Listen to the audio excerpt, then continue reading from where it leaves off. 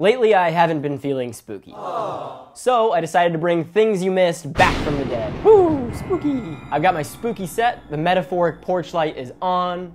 Let's fucking get this candy, bitch. If you've been out at all to celebrate Halloween this year, you've probably run into one of the scariest, grimiest, dirtiest costumes out there. Post Malone look-alike. If you run into one of these Post Malone imposters, which you will, do me a favor.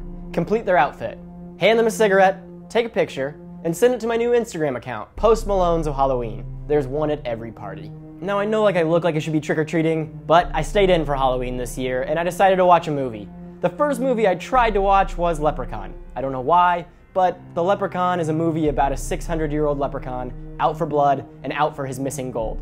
It's also the launch pad for Jennifer Aniston's feature film career. Leprechaun was also the launch pad for more Leprechaun movies.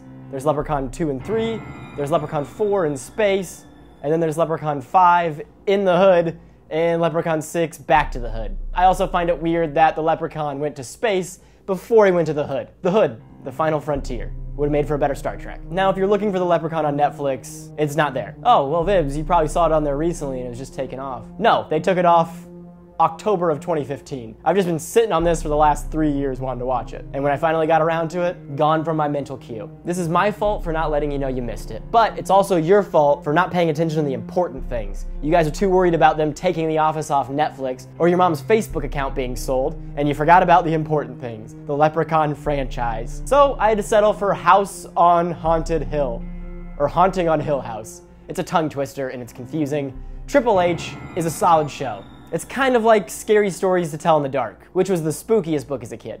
Even the pictures would creep me out. After watching Haunting on Hill House, I'm excited to announce spooky anime ghosts are back.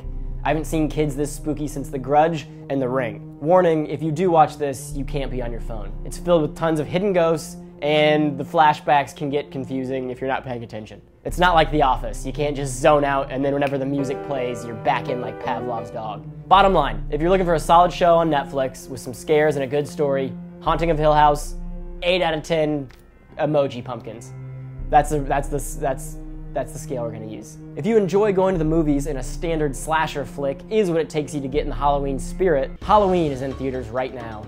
And Lights Camera Barstool gave it an 81% audience rating. And the original Halloween movie is ranked number 52 on Rotten Tomatoes' top 150 horror movies. Me, I'm not a fan of the Halloween movies. Don't like Michael Myers. I think he's a boring bad guy.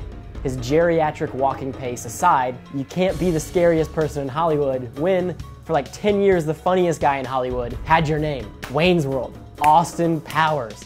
Michael Myers is funnier than Michael Myers is scary. It's like the AIDS diet candy. The second someone else takes your name, you're no longer a diet candy, you're a horrible autoimmune disease. AIDS may taste like a candy, but AIDS contains one of the most effective appetite suppressants you can buy, and there's no stimulant in AIDS that could make you nervous. And for those trick-or-treating, remember, it's about perspective. If a house hands you an apple, look at it as they handed you an apple you can now turn into a bong and smoke weed out of. Halloween's not so bad. I'm Vibbs with Barstool Sports.